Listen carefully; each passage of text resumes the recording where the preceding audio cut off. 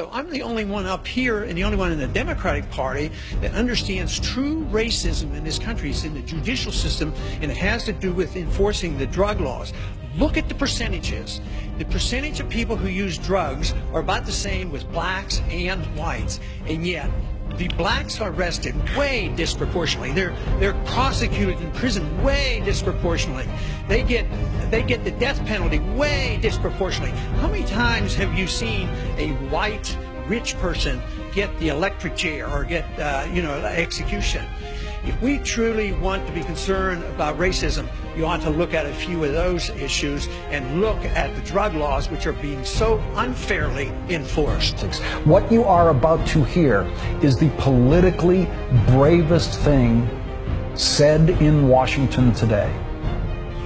If I told you that 1 out of 3 African American males is forbidden by law from voting, you might think I was talking about Jim Crow 50 years ago. Yet today, 1/3 of African American males are still prevented from voting because of the war on drugs. The war on drugs has disproportionately affected young black males. The ACLU reports that blacks are 4 to 5 times more likely to be convicted for drug possession, although surveys indicate that blacks and whites use drugs at about the same similar rate. The majority of illegal drug users and dealers nationwide are white, but 3/4 of the people in prison for drug offenses are African American or Latino. Why are arrest rates so lopsided? Because it's frankly easier to go into the urban areas and make arrests than it is to go into suburban areas. Arrest statistics matter when applying for federal grants. Doesn't take much imagination to understand that it's easier to round up, arrest, and convict poor kids than it is to convict rich kids. We do know that opium was used by the Chinese, and the Chinese were not welcomed in this country.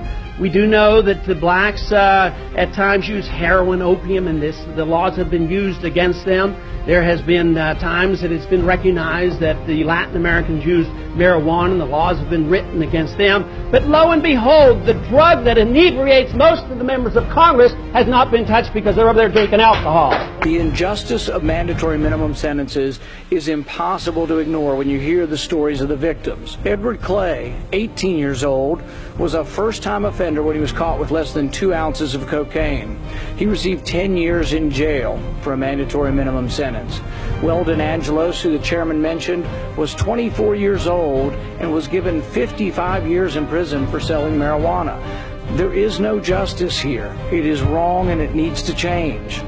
Federal Judge Timothy Lewis recalls a case where he had to send a 19-year-old to prison for conspiracy. What was the conspiracy? The young man was in a car where drugs were found. I don't know about you, and this is Judge Lewis, but I'm pretty sure one of us might have been in a car in our youth at one point in time where there might have been drugs in the car. A system designed to protect individual liberty will have no punishments for any group and no privileges. Today, I think inner city folks and minorities are punished unfairly in the war on drugs. We don't have to have more courts and more prisons. We need to repeal the whole war on drugs. It isn't working. So I want to end the war on drugs because it's wrong for everybody, but particularly because poor people are caught up in this and their lives are ruined by it.